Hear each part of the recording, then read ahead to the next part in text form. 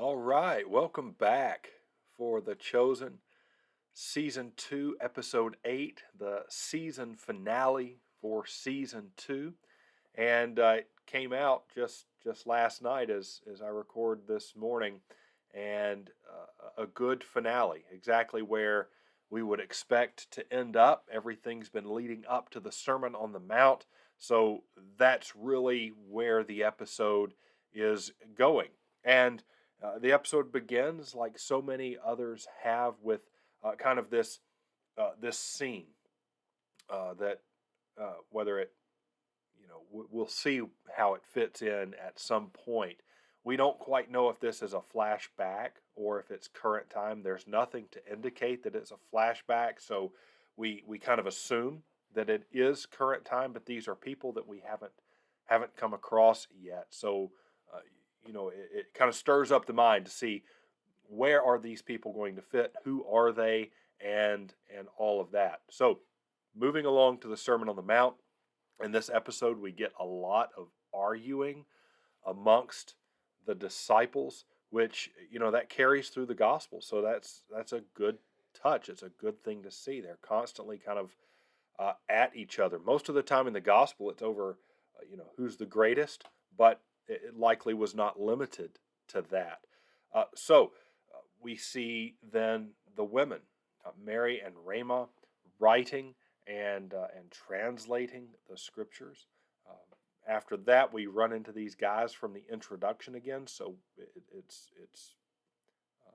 current time, right? When these guys are there, it's not a flashback; it's current time. So we've got to kind of figure out who these guys are, and of course, if your minds are like my mind, I can't usually wait to see how these things play out, and it's running through my mind already to figure out who these guys are. And I'm thinking, okay, maybe one of them is Judas Iscariot, and there's one that's kind of a little more forward, a little more vocal, and you think, well, maybe that's kind of a Judas character, but we'll see how the episode plays out. And as it does, it doesn't take long. All of a sudden, there's a money bag that's given to the smaller of the two guys, and that for me was solidified. That's going to wind up being Judas Iscariot as he's handed the money bag. The disciples go on looking for a plot of land for the Sermon on the Mount. They know that it's got to be big enough for all of these people to gather to hear Jesus teach them. The Pharisees are back, and they're continuing to plot against Jesus. They're bringing up these charges against who Jesus is and what he has said, and all of this. So that's a good thing to continue to show up for us, to remind us that the Pharisees are there and they are not friends of Jesus. Jesus, most of the time in this episode, we see him with Matthew. Jesus is preparing the manuscript for the Sermon on the Mount, and of course, Matthew is writing. We've mentioned before, and as you know, Matthew is the one who documents the Sermon on the Mount in his gospel. So Matthew is there writing down the manuscript, and Jesus kind of asks Matthew what he thinks. And Matthew reveals something that also if you read the Sermon on the Mount. It's just how much law is there. So often I think people stop after the Beatitudes, but after that, the rest of chapter 5, chapter 6, and chapter 7 of Matthew are just full of law and hard law. Just yesterday, for the sixth Sunday after Trinity, we had a portion of the Sermon on the Mount. You've heard that it was said to those of old, you shall not murder. But I say to you, everyone who is angry with his brother will be liable to judgment. It's kind of hard, Jesus, but that's the reality of the Sermon on the Mount. The disciples are, still planning for the sermon when these guys from the beginning of the show reappear, and it's settled where this sermon is going to be. And once the place is decided, the time has been decided, flyers start to go out to let people know when and where the sermon is going to take place. Jesus wakes up Matthew to tell him that he's figured out the beginning of the sermon, and Jesus speaks the Beatitudes, and there are flashbacks to various disciples as Jesus is speaking the Beatitudes. And then as the episode ends, we start to see the crowds gather. The women are there trying to figure out what Jesus is going to wear, what color he's going to wear. It's kind of a nice touch because they're the colors of the church year, minus green, of course.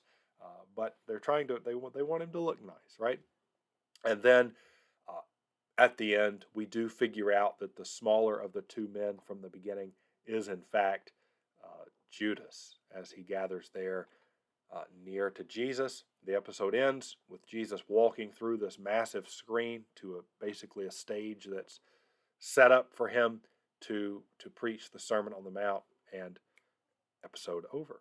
Right, so a fitting finale to season 2 as we worked all the way from Samaria at the beginning of the season all the way here to the Sermon on the Mount. Okay, couple of shortfalls for me in the episode, and then I'll get to some things that I really liked, and just two things that I'll mention here.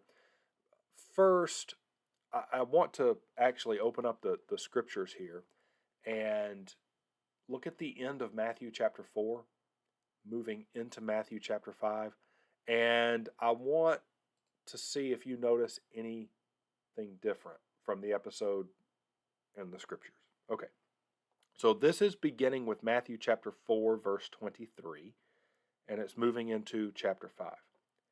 And he, that is Jesus, went throughout all Galilee, teaching in their synagogues, and proclaiming the gospel of the kingdom, and healing every disease and every affliction among the people. So his fame spread throughout all Syria. And they brought him all the sick, those afflicted with various diseases and pains, those oppressed by demons, epileptics and paralytics, and he healed them. So we've seen all that in previous episodes, right? Verse 25, and great crowds followed him from Galilee and the Decapolis, and from Jerusalem and Judea, and from beyond the Jordan. That's where chapter 4 ends. Chapter 5 begins this way. Seeing the crowds, he went up on the mountain, and when he sat down, his disciples came to him. And he opened his mouth and taught them, saying, Blessed are the poor in spirit. And that's where the Sermon on the Mount begins.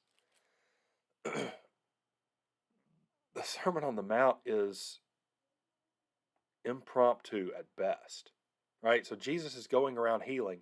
The crowds are gathering. They're following him constantly all over the place. Jesus sees these crowds and he sits down and teaches. You know, the episode portrays all this planning, but the way the gospel sets this up is there was no real planning at all. Jesus simply sees the crowds that are following him, and he turns to teach them.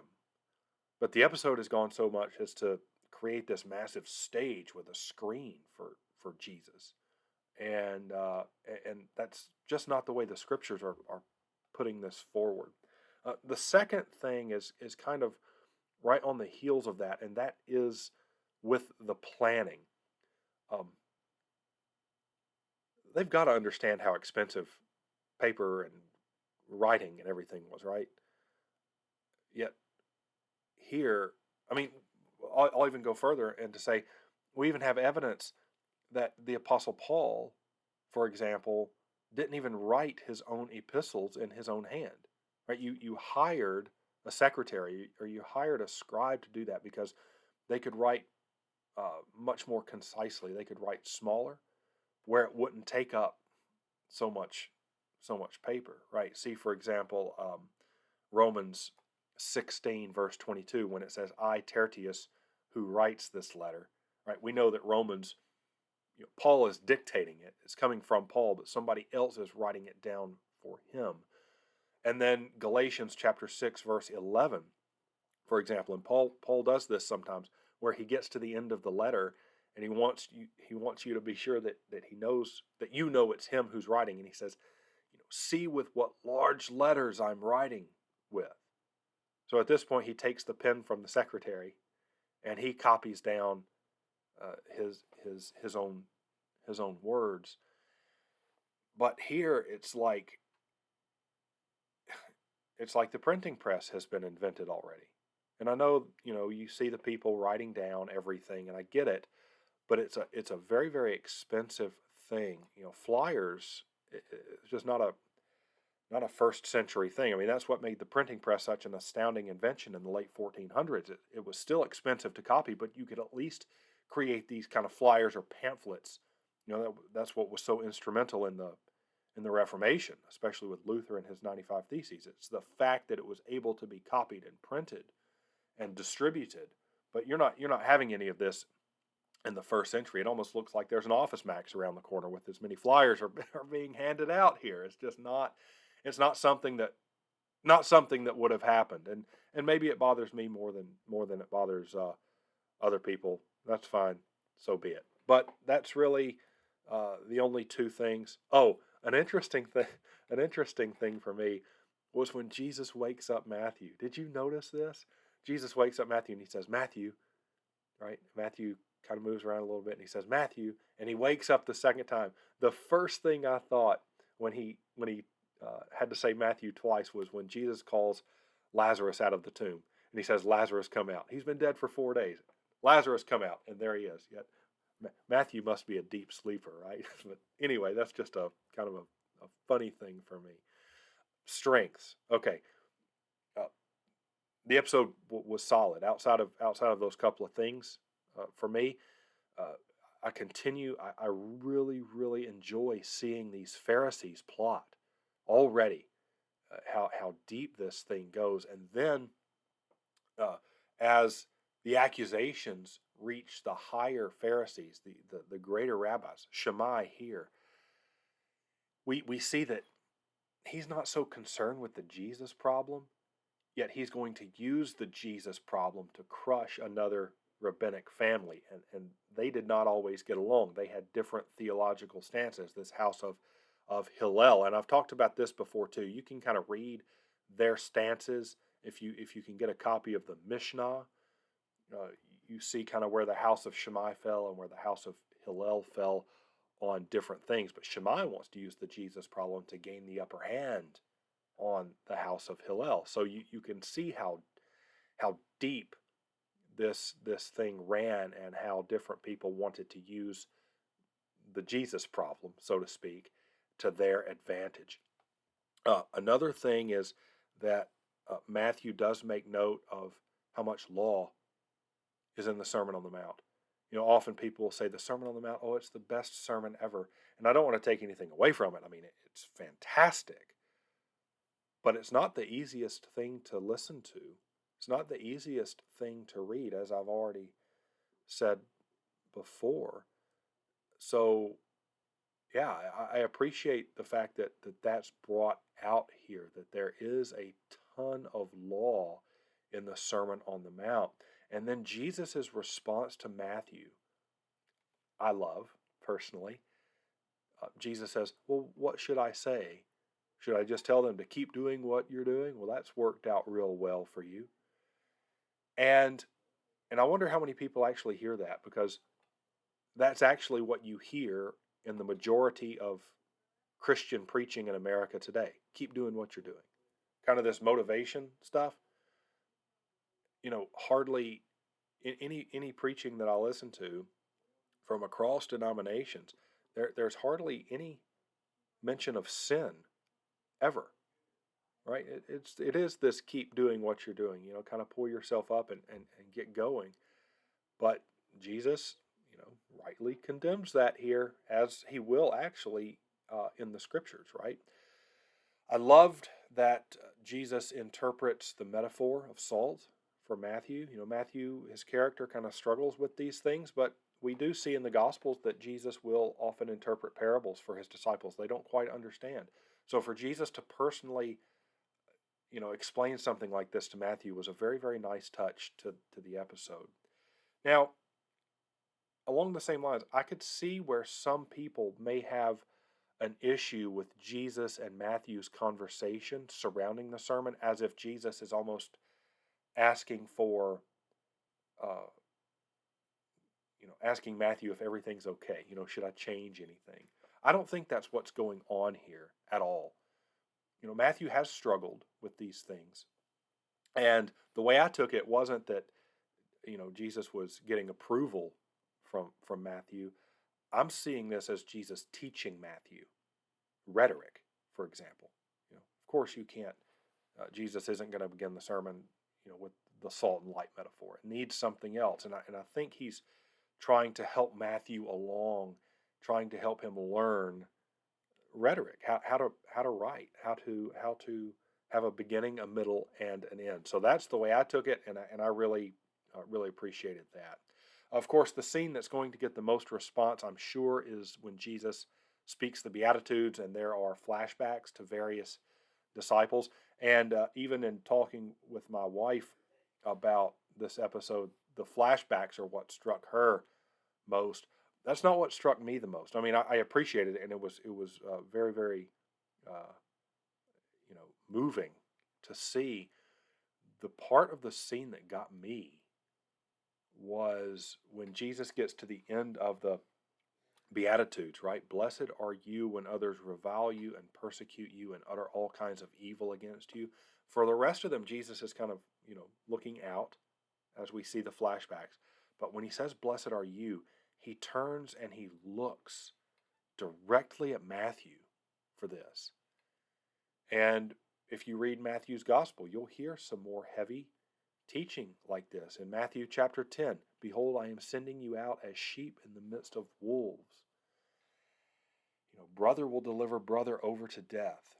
So none of that's easy. And of course, blessed are you, Matthew. He, like the others, like the other apostles, would be led uh, into these situations where they would be persecuted and they would be reviled and they would be arrested and beaten and killed.